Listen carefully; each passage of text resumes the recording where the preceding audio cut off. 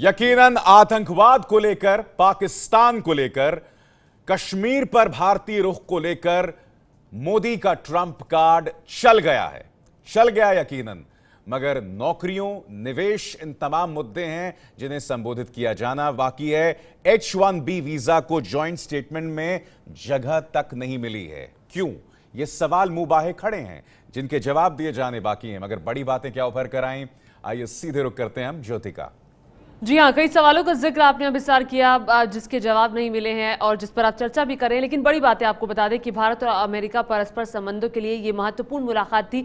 आतंकवाद के खिलाफ मोदी को मिला है ट्रंप का साथ। क्या ये ट्रंप कार्ड साबित होगा? ये आने वाले दिनों में पता चलेगा। जब क्या पाकिस्तान को कोई संदेश मिलेगा? क्या पाकिस्तान सुधरेगा? राष्ट्रपति ट्रंप ने कहा है कि आतंकवाद के खिलाफ मिलकर लड़ेंगे, आतंकियों के पहरेदार को खत्म करना होगा। ये इसका जिक्र हमारे देश के प्रधानमंत्री नरेंद्र मोदी ने किया। मोदी ने 26/11 पठानकोट हमले का जिक्र किया और इसके बारे में बाकायदा राष्ट्रपति डोनाल्ड ट्रंप से बातचीत हुई है। बताया कि किस तरह से पाकिस्तान जो है वो पीठ में छुरा घोंप रहा है। वॉशिंगटन से पीएम मोदी नीदरलैंड्स के लिए रवाना हो गए हैं। आज ही भारत लौट आएंगे। पीएम मोदी ने गर्मजोशी से ट्रंप को 3 बार गले लगाया। बहुत ही अच्छी ये मुलाकात कही जा रही है कि पहले से ही दोस्ती हो गई है। 3 बार, हालांकि मिलने से पहले 3 बार फोन पर बातचीत हो गई थी। अब जब वो वहां पर मौजूद थे तो 3 बार गले मिले। 4 घंटे की मुलाकात थी। ट्रंप ने भारत आने का न्योता कबूल किया है जो प्रधानमंत्री नरेंद्र मोदी ने दिया था। लेकिन राष्ट्रपति डोनाल्ड ट्रंप भारत कब आएंगे अभी तक पता नहीं चला, चूंकि अभी तो न्योता ही दिया है। आने वाले दिनों में पता चलेगा कि राष्ट्रपति डोनाल्ड ट्रंप का भारत दौरा कब होगा। अभी तारीख तय नहीं हुई है, अभी सिर्फ न्योता दिया है, न्योते को स्वीकार किया है डोनाल्ड ट्रंप ने। आने वाले दिन बताएंगे कि डोनाल्ड ट्रंप कब अपने परिवार के साथ भारत आने का प्लान बनाएंगे। तो बहुत ही अहम मुलाकात भारत और अमेरिका के परस्पर संबंधों के लिहाज से। अभिसार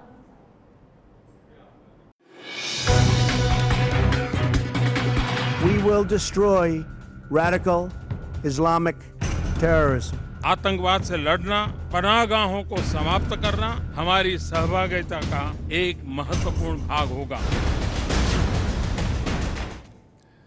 अंतर्राष्ट्रीय हलकों में प्रधानमंत्री जो अक्सर गर्मजोशी से लोगों से मिलते हैं उसे बेर हग कहा जाता है, यानी कि बहुत गर्मजोशी से आप किसी शख्स को गले लगाते हैं। और दूसरी तरफ डोनाल्ड ट्रंप का जो अंदाज है उसे अंतर्राष्ट्रीय सर्कल्स में जिस शब्द का, जिस जुमले का इस्तेमाल किया जाता है वो है क्लैस्प एंड यांक, यानी जोरे से आप हाथ मिलाइए किसी से और फिर उसे अचानक झटके से छोड़ दीजिए।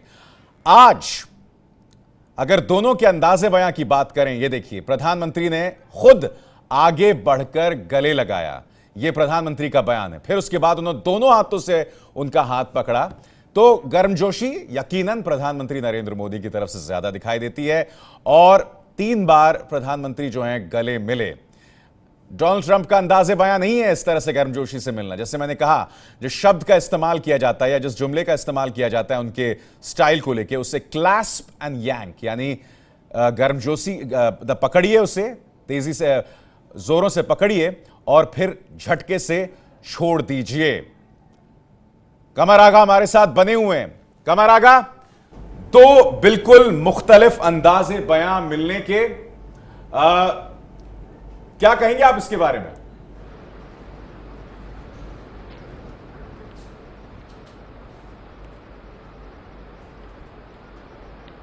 देखिए, ये मोदी जी का एक स्टाइल है। वो हम सारे नेताओं के साथ इस तरह से वो मिलते हैं और बड़ी जल्दी अपना कनेक्ट बना लेते हैं। और हमने देखा अभी फ्रेंच प्रेसिडेंट जो कुछ ही दिन पहले इलेक्ट हुए हैं, उनसे भी इसी तरह से मिले थे। पहली दफ़े मिले और फ़ौरन ही उनसे उनकी दोस्ती हो गई। वो भी भारत आने पे तैयार हो गए हैं। और इसी तरह ट्रंप के साथ भी हुआ है, वो भी भारत आएंगे और एक परिवार, पूरे परिवार के साथ आएंगे। पूरे परिवार को देखिए, मोदी जी एक तरफ तो लीडरों के साथ समझ करते हैं, दूसरी तरफ वो जनता के साथ भी अपना कनेक्ट बनाते हैं। वो हमेशा रोड शो करते हैं शहरों शहरों में जाके, और उसके बाद पब्लिक मीटिंग्स करते हैं। वहाँ पे उसी तरह की भाषा भी बोलते हैं पब्लिक से। तो वो ये उसमें उनको काफ़ी एक्सपर्टाइज अब हो चुकी है कि वो किस तरीके से जनता के साथ कनेक्ट करें, किस तरीके से लीडरों के साथ करें। भाषा का भी उस अलग अलग जगहों पे अलग अलग इस्तेमाल करते हैं। अभी सर मैं एक चीज़ और कहना चाहूँगा, वो ये कहना चाहूँगा इस विजिट में जो सबसे इम्पोर्टेंट बात थी वो थी कश्मीर और पाकिस्तान। कश्मीर में किस तरीके से हालात को सुधारा जाए। पिछली दफ़े जो हालात बिगड़े थे, अभी जो बिगड़े हुए हैं, उसमें सैयद सलाहुद्दीन का सबसे बड़ा रोल था। और एक तरफ तो हिंदुस्तान ने बाकायदा, मोदी सरकार ने ऑल आउट वॉर मिलिटेंसी के खिलाफ वहाँ छेड़ रखी है। पिछले कुछ दिनों में कई कमांडर मारे गए, हर रोज मुठभेड़ हो रही है जिसमें लोग मर रहे हैं। दूसरी तरफ बॉर्डर पे भी चौकसी बढ़ा दी गई है, इन्फिल्ट्रेशन में मुश्किल हो रही है। हाफिज सईद अब सामने नहीं है इस समय जो है ये सलाहुद्दीन सामने है। सलाहुद्दीन का आतंकवादी घोषित करने का मतलब ये है कि फिलहाल तो उनको हटना पड़ेगा। जो 8 जुलाई के उनके कैंपेन और प्लान थे कि कश्मीर में आग लगाएंगे और कश्मीर में बिल्कुल रोज डिमॉन्स्ट्रेशन होगा, ये सब तो उस निगाह से कमर आगा साहब, उस निगाह से कमर आगा साहब यकीनन भारत की बड़ी जीत। और जैसे कि कमर आगा साहब कह रहे थे कि जब प्रधानमंत्री कहीं जाते हैं तो वहां की जनता से भी संवाद होता है, और जनता से दरअसल उनका तात्पर्य था वो भारतीय जो वहां बसे हुए हैं। हालांकि आपको याद होगा जिस तरह का रॉकस्टार शो पिछली बार एमएसजी में हुआ था, वैसा नहीं था इस बार, उतना उस बड़े पैमाने पर नहीं था। बहरहाल हम ये उम्मीद कर सकते हैं कि जिस तरह से दोनों नेताओं ने एक दूसरे की तारीफ में बात कही, क्या ये भविष्य में दोनों देशों में बड़े सहयोग का रास्ता प्रशस्त करेगा? Prime Minister Modi, thank you for being here with us today. It's a great honor to welcome the leader of the world's largest democracy to the White House. हमारी ऐसी मजबूत स्ट्रेटेजिक पार्टनरशिप है जिसने मानव प्रयासों के लगभग सभी क्षेत्रों को स्पर्श किया है। अमेरिकी राष्ट्रपति डोनाल्ड ट्रंप ने जब अपना बयान पढ़ा तो कई बार भारत और पीएम मोदी की तारीफ की।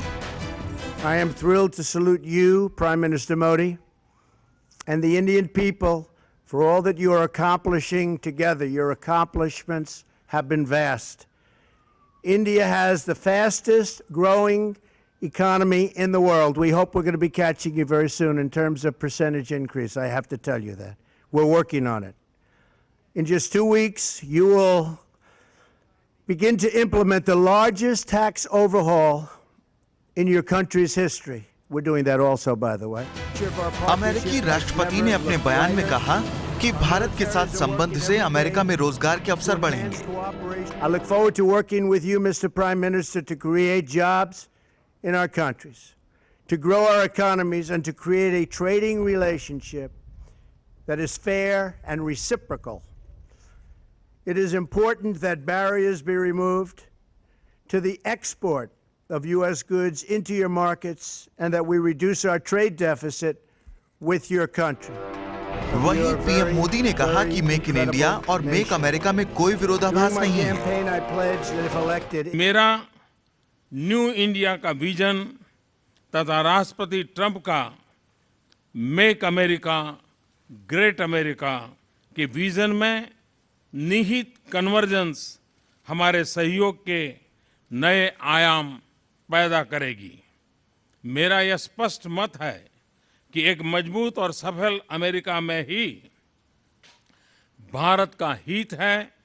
इसी तरह भारत का विकास और अंतर्राष्ट्रीय स्तर पर बढ़ती भारत की भूमिका अमेरिका के हित में भी है। इस बयान में H1B1 वीजा का सीधा कोई जिक्र नहीं था, जिसको लेकर भारत के आईटी उद्योग में काफी चिंता है।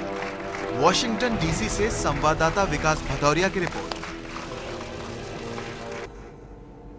देखिए, कुछ कंसर्न्स हैं भारत के जिन्हें संबोधित नहीं किया गया। अरविंद मोहन, देखिए, इवांका ट्रंप, उनकी बेटी तो आने वाली है एक डेलीगेशन को लेकर। खुद डोनाल्ड ट्रंप ने इसे एक तमगे की तरह पहनकर उसे बयां किया कि 100 प्लेन्स जो भारत खरीदने वाला है वो अमेरिका में बहुत सारे जॉब्स क्रिएट करेगा। मगर जो भारतीय बहुत बड़ा कंसर्न है H1B वीजा, उसको लेकर जिक्र तक नहीं है। ये कहा कि हमने चर्चा की, जॉइंट स्टेटमेंट में उसे जगह तक नहीं मिली।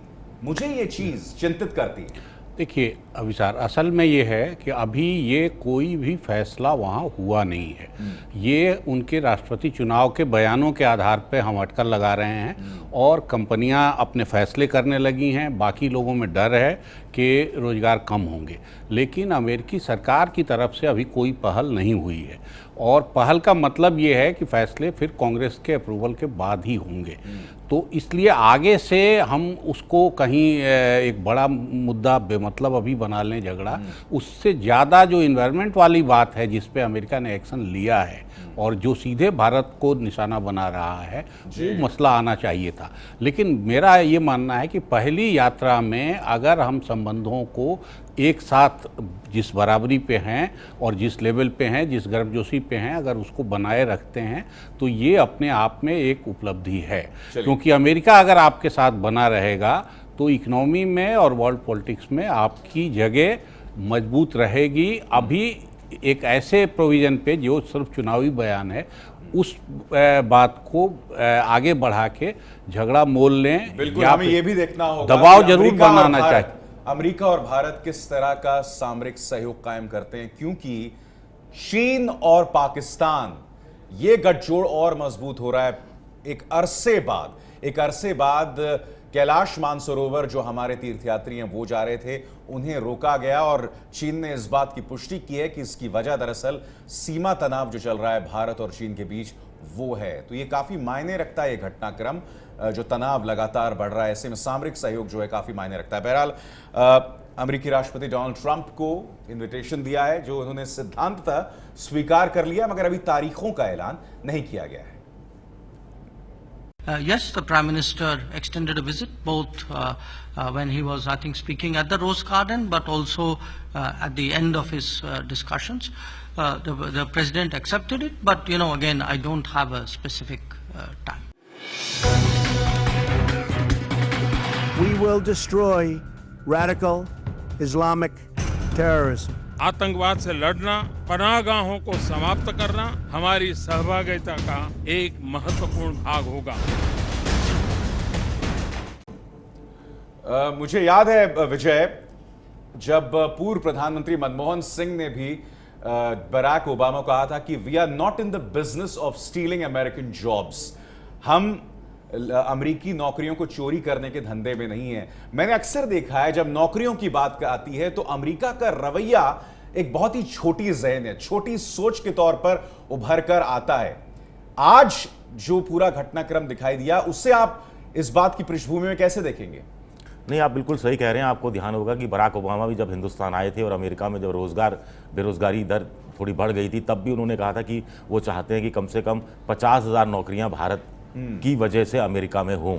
तो ये मांग उनकी पहले से रही। और जब डोनाल्ड ट्रंप जब से राष्ट्रपति बने हैं, जो वो खुद ही कहते हैं कि वो अमेरिका में अमेरिकियों को नौकरियां ज़्यादा मिलनी चाहिए, अमेरिकी लोगों को आगे आना चाहिए, उनकी सुख सुविधाओं का वो बनिस्बत जो प्रवासी जो दूसरे देश के लोग वहाँ रहते हैं उनके बनिस्बत उनको ज़्यादा वो महत्व दे रहे हैं। ऐसे में उनकी जब पूरी स्ट्रेटेजी बदली हुई है, तो ऐसे में वो नौकरियों की बात करते हैं। तो अपना जो एक वर्ग है अमेरिकी जनता, उसको वो सीधा सीधा संबोधित करने की कोशिश कर रहे हैं। जी विजय, और जिस शब्द का इस्तेमाल कुछ देर पहले विजय ने किया था, अमेरिका दुनिया का चौधरी है, और इस चौधरी के साथ खासकर जब डोनाल्ड ट्रंप उसके राष्ट्रपति हों तो भारत को फूंक फूंक कर कदम रखना होगा, बहुत संभल कर अपने इंटरेस्ट्स को संबोधित करना होगा और देखना होगा कि इस डील के साथ भारत ज्यादा से ज्यादा फायदा हासिल कर पाता है। ये है एबीपी न्यूज़, आपको रखे आगे।